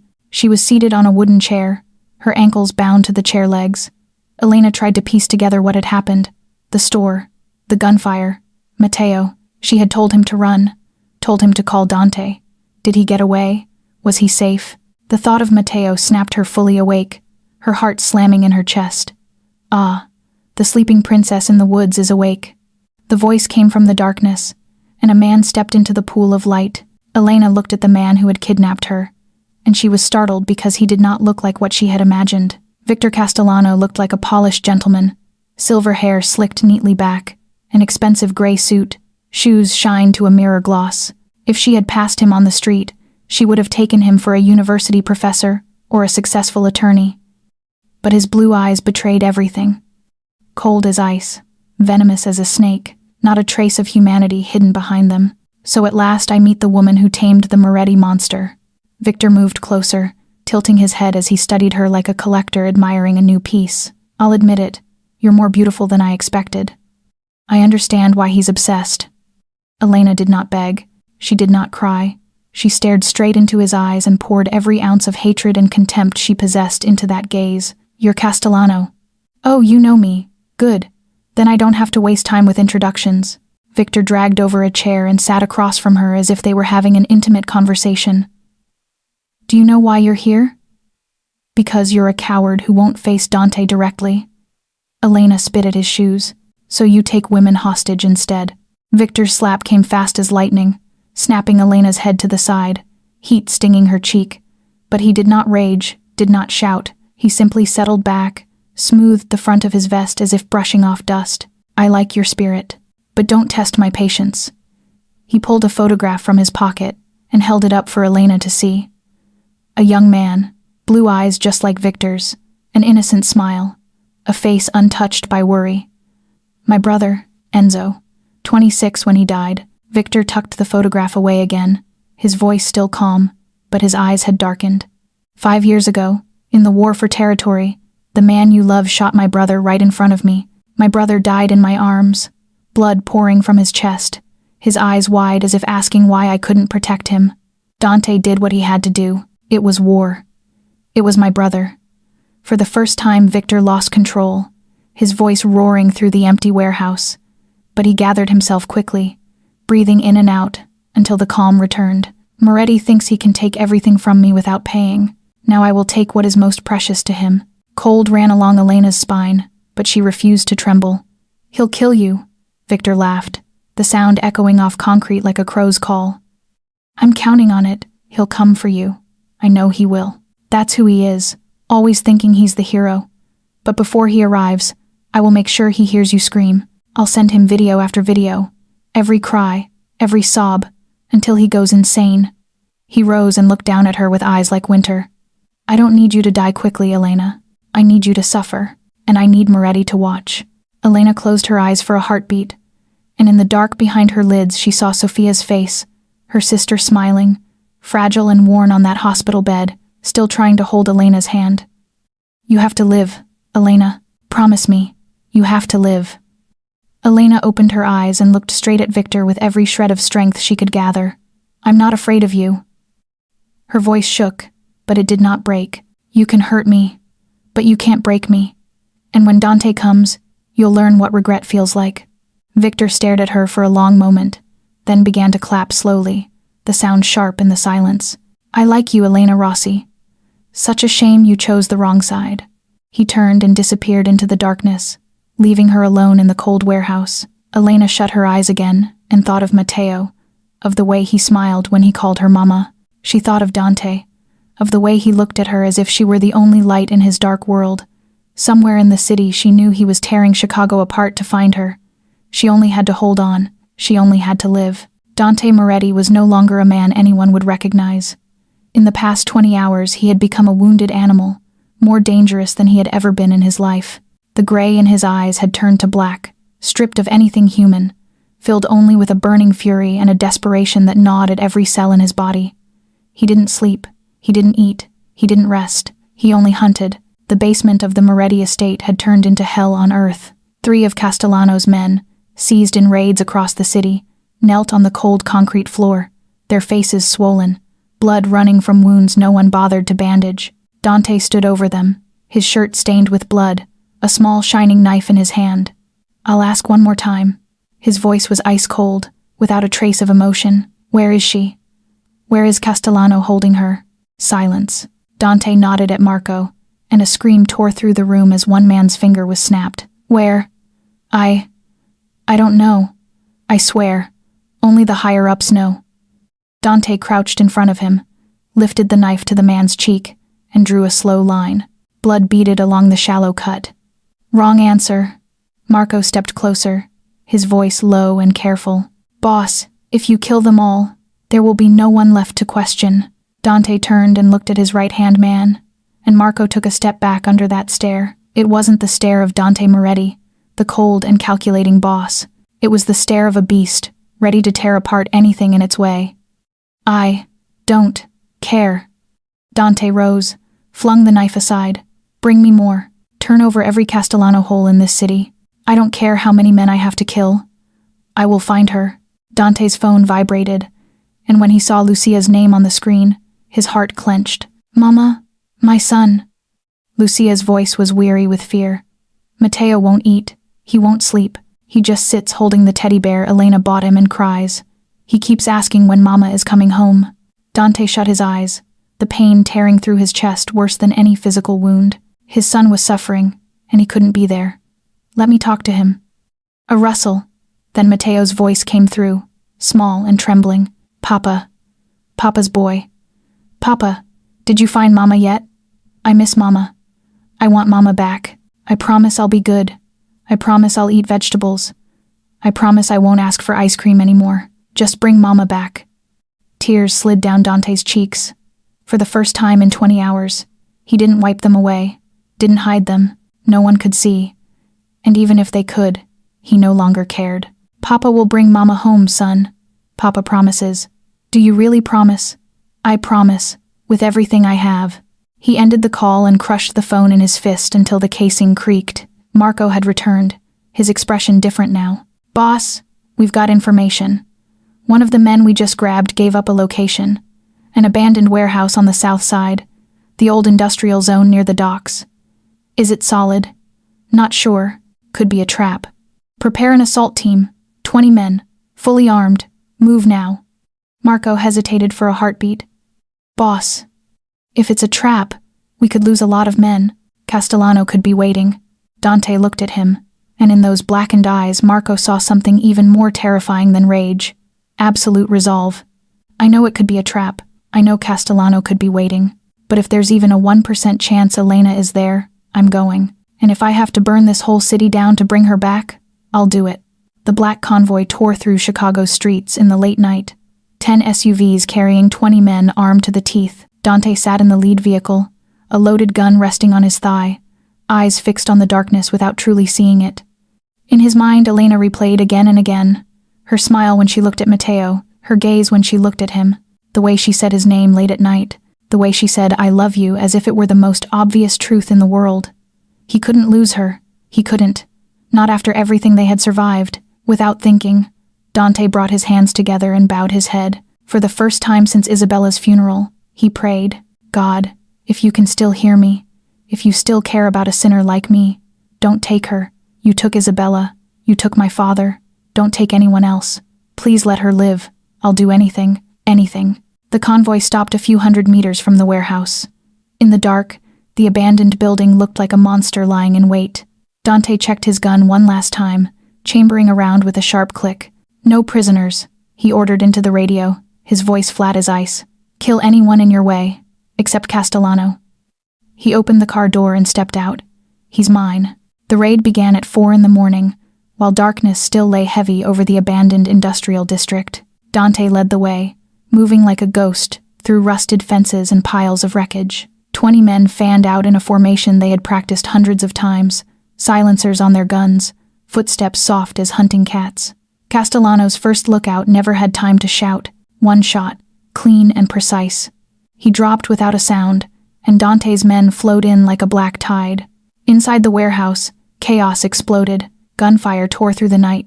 Screams, bodies hitting concrete. Castellano's men were dragged out of sleep, many of them dead before they could even get their hands on a weapon, collapsing into their own blood. Dante drove forward like an avenging angel, without hesitation, without a single second of doubt. Every bullet he fired found its mark. Every enemy in his path went down. He felt no fear, no pity, only one thought burning through his mind: find Elena, bring her home. One of Castellano's men lunged from a dark corner with a knife. Dante twisted away by inches, the blade grazing his arm and leaving a bright red line, and he didn't even slow down. One punch to the face, a turn of the body, and the dry crack of a neck breaking. The man dropped, and Dante kept moving. "Boss, the east side is clear." Marco's voice snapped in his earpiece. "West is clear." The basement. She could be in the basement. Dante took the stairs 2 at a time, gun leading. 2 guards at the bottom barely lifted their weapons before they fell. He kicked the rusted metal door open, and his heart missed a beat. Elena sat there, tied to a wooden chair. Her head slumped, her lip was swollen, a bruise blooming across her cheek, dried blood at the corner of her mouth. But she was alive. She was alive. Dante's knees hit the ground before he even realized he was kneeling. The gun slipped from his hand, metal clanging against concrete from some faraway world. He crawled to her, hands shaking as he touched her face, checking her breathing, checking her pulse. "Elena, Elena, can you hear me?" Her eyes opened, and those green eyes, exhausted and hurting, still brightened when they found him. Tears ran down her cheeks and mixed with the dried blood. "I knew you would come." Her voice was raw and thin, but to Dante it was the most beautiful sound he had ever heard. He cut the ropes and pulled her into his arms, holding her so tight as if she might vanish. "I'm sorry. I'm sorry I didn't protect you. I'm sorry. You came. That's all that matters." Applause echoed from the darkness, and both of them jerked around. Victor Castellano stepped out from a shadowed corner, a gun in his hand aimed straight at Elena. His face had lost its polished calm, replaced by the madness of a man who had lost everything. How touching. Truly touching. Victor moved closer, the barrel never leaving Elena. But the fairy tale ends here. Moretti, one more step and I blow her head open. Dante rose slowly, both hands lifting, his gaze locked on Victor. Marco and the others were somewhere behind him, but he didn't dare signal. One wrong movement, 1 second of distraction, and Elena would die. "What do you want, Castellano?" "You know what I want." Victor smiled, but his eyes were full of grief and hate. "Get on your knees, beg me, the way I begged you to spare my brother 5 years ago. You remember, don't you? I knelt in front of you, pleaded with you to let Enzo live, and you shot my brother right in front of me. Your brother killed 3 of my men. He had to pay. He was my brother." Victor roared, the gun shaking in his hand. "And now you'll know what it feels like to lose the one you love. Kneel, Moretti, kneel and beg." Dante looked at Elena, at the gun aimed at her head, and he made his choice. He dropped to his knees. Both Victor and Elena froze.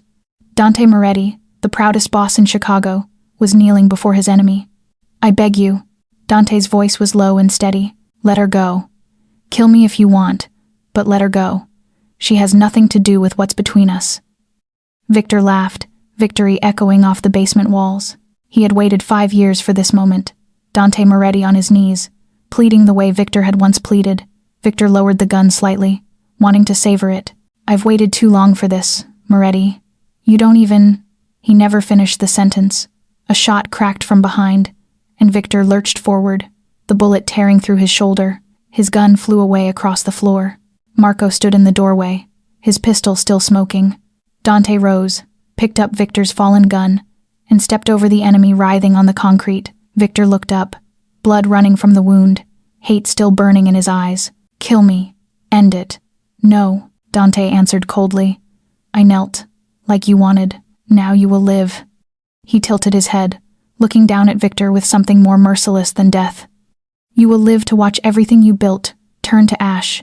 I will destroy your empire piece by piece.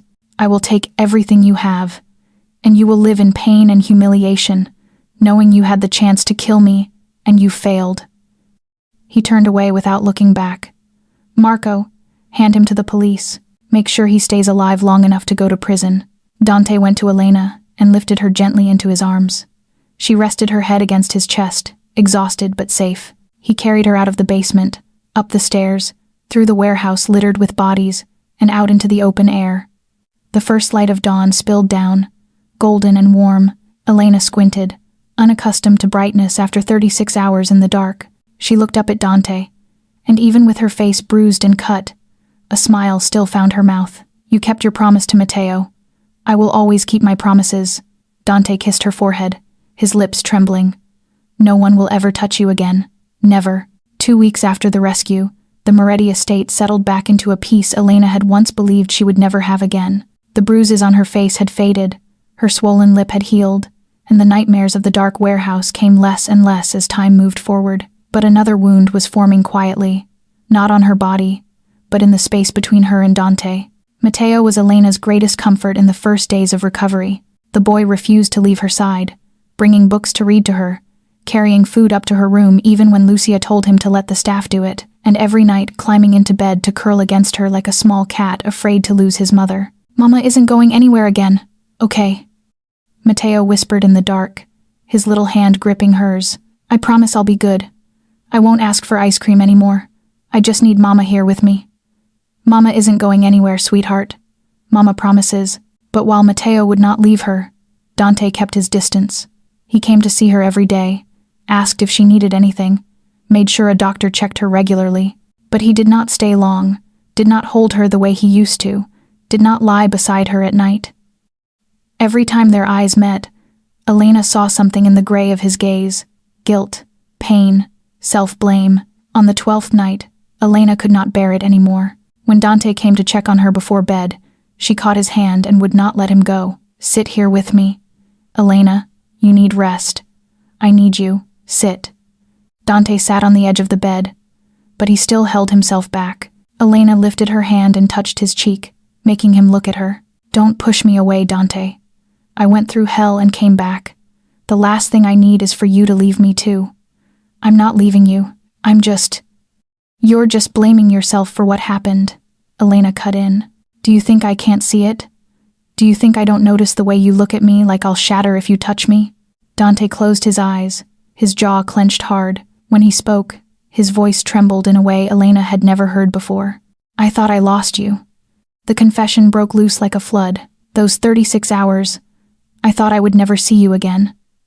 I thought I would have to tell Matteo that Mama wasn't coming home, the way I had to tell him about Isabella. I can't live through that again, Elena. I'm not strong enough. Dante, I love you." He opened his eyes, and Elena saw tears rising in the gray. "I love you so much it scares me, because losing you wouldn't just kill me. It would destroy everything I am." Elena pulled him into her arms, holding him as if both their lives depended on it. "You didn't lose me. I'm still here. I'll always be here. And I need you to stop punishing yourself for something that wasn't your fault." They held each other in the night, and for the first time in 2 weeks, Dante stayed and slept beside her. A week later, Dante took Elena out of the estate for the first time since the kidnapping. He didn't tell her where they were going, only told her to dress nicely and trust him. When the car stopped at Lincoln Park, Elena felt her heart tighten. This was where everything had begun, where she had risked her life to save a boy she didn't know, where she had first seen Dante Moretti, the Mafia boss with eyes cold as steel that softened when they landed on his son. Dante led her to the exact bench where she had sat holding Matteo while they waited for the police. The sunset was painting the Chicago sky red, just like that fateful afternoon. "This place," Dante said, his voice low and full of feeling, "is where you saved Matteo. You faced 2 armed men with nothing but pepper spray and reckless courage. You protected my son as if he were your own." He turned to her, gray eyes lit by the dying light. "But you didn't know that day you didn't only save Matteo. You saved me too. I died when Isabella left. Elena. I was just a walking body, existing because Matteo needed me, but not really living. Until you appeared." He dropped to one knee in front of her, and Elena felt tears rise as she saw the black velvet box in his hand. "Elena Rossi." Dante opened it, and inside was a diamond ring, simple but exquisite, throwing back the sunset in a clean, bright spark. "You turned my darkness into light. You gave Matteo a mother, and you gave me a reason to live again. Will you give me the chance to be with you for the rest of my life? Will you be my wife?" Tears ran down Elena's cheeks, but she was smiling. She nodded, unable to find words, and when Dante slid the ring onto her finger, she pulled him up and kissed him as if tomorrow didn't exist. She said yes. She said yes. Matteo's shout rang out behind them, and Elena turned to see him running toward them, Marco following with a rare smile on his usually cold face. Matteo wedged himself between them, demanding a hug. "I knew it. I knew Papa would propose. Papa asked me, and I told him he had to buy a really pretty ring." Elena laughed, holding the boy close, while Dante wrapped his arms around them both. In the park where tragedy had almost happened months before, beneath a sunset fading into night, a new family was born. 6 months later, the Moretti estate was filled with morning sunlight and the smell of breakfast burning. Elena stood in the kitchen, her apron dusted with flour, staring at a pan of pancakes with complete helplessness. No matter how many times Lucia had taught her and taught her again, she still could not make an Italian-style pancake without turning it into charcoal. "Mama, that one is black already," Matteo said from the dining table, chin in his hand, watching with the solemn expression of a professional food critic. "Nana says pancakes are supposed to be golden brown, not black." "Thank you for the helpful review," Elena replied, unable to hide her smile. "Next time Mama will hire you as my sous chef." Dante walked into the kitchen still in his sleep clothes, hair messy from sleep. He looked at the pan, looked at Elena, and then burst out laughing. The sound filled the kitchen, warm and unguarded in a way Elena would not have dared to dream of 6 months earlier. "I think we should call the fire department on standby every time you step into the kitchen. Dante Moretti, you're sleeping on the sofa tonight." I'm sorry. He wrapped his arms around her from behind and kissed the side of her neck. "You cook wonderfully. It's just a little too much heat, that's all." "A little? Papa, it's totally black," Matteo cut in. Elena turned off the stove and decided cereal with milk was the safer breakfast choice today. She turned back within Dante's arms, looked up at his face, and drew a deep breath. "I have something I want to tell you, and you too, Matteo." Matteo hopped down from his chair and ran to them. Dante's brow tightened, a flicker of worry crossing his face. "What is it? Are you okay?" "I'm okay. I'm very okay." Elena smiled, pulled a pregnancy test from the pocket of her apron, and handed it to Dante. "I'm pregnant." Silence. Dante stared at the test, stared at Elena, then stared at the test again. His face moved through every emotion: shock, disbelief, joy, fear, and finally tears. Tears slid down the cheeks of the coldest mafia boss in Chicago, and he did not bother to hide them. Are you sure?"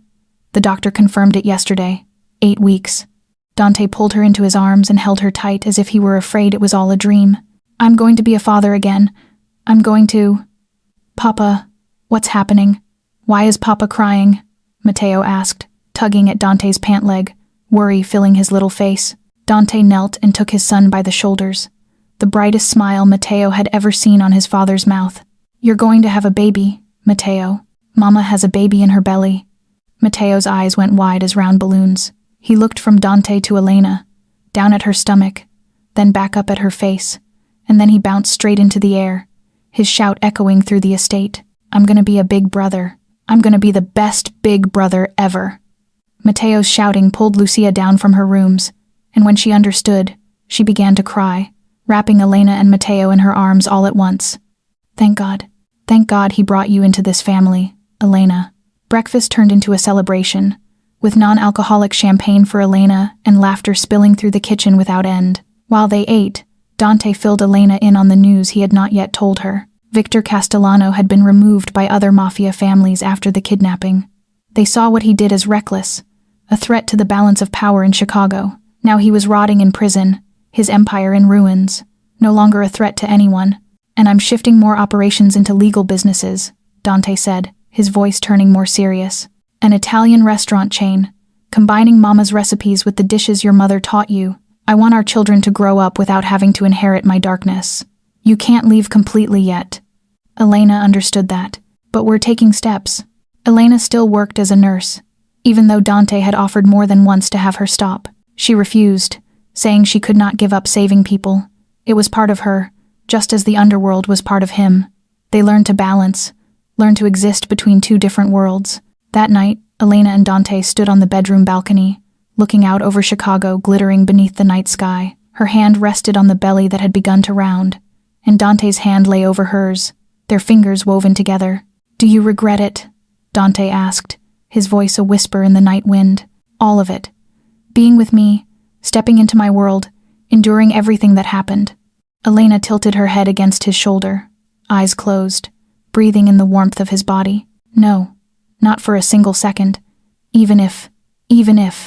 She cut him off, and turned to look into the gray eyes she had loved from the first moment she saw them. You gave me a family, Dante. You gave me Mateo. You gave me this baby. You gave me a place I belong. I lost my parents. I lost Sophia. I thought I would be alone for the rest of my life. Then you appeared. Dante turned her to face him, looking into her eyes. You are the best thing that ever happened to me and Mateo. I don't know what I did to deserve you, but I will spend my whole life trying to be worthy of you. And you are the family I thought I had lost forever, Elena said, happy tears shining at the corners of her eyes. They kissed beneath the stars, two wounded people who had found each other in an unbelievable way, who had crossed through hell to reach their own small heaven. Sometimes the most dangerous thing you can do is love. Opening your heart to another person means giving them the power to hurt you. But sometimes it is also the bravest thing, because love is not only a feeling, it is a choice. The choice to stay when things become hard. The choice to trust when every instinct screams at you to run. The choice to fight for the people you love no matter what it costs. And in a quiet park in Chicago, on a fading afternoon years ago, Elena Rossi learned that one moment of courage can change an entire life. Not only her life, but the lives of everyone she loved. The story today has ended, but the lessons it carries remain. It is a lesson about love that breaks through every barrier, about courage in the face of adversity, about opening your heart to happiness even when the past is full of pain. In life, we cannot choose our circumstances, but we can choose how we face them. Elena chose love instead of fear, chose hope instead of despair, and that choice gave her a family, a new life. Thank you for listening to this story from beginning to end. How did you feel about it? Did it remind you of anything in real life? Please share your feelings in the comments below. We truly want to hear the thoughts from deep in your heart. If you found this story meaningful, don't forget to subscribe to the channel, hit like, and share the video with friends and loved ones so we can spread moving stories every day. Your support is our greatest motivation to keep bringing you quality content. Wishing everyone watching this video good health, a joyful life, and peace each day. Goodbye, and see you again in the next video.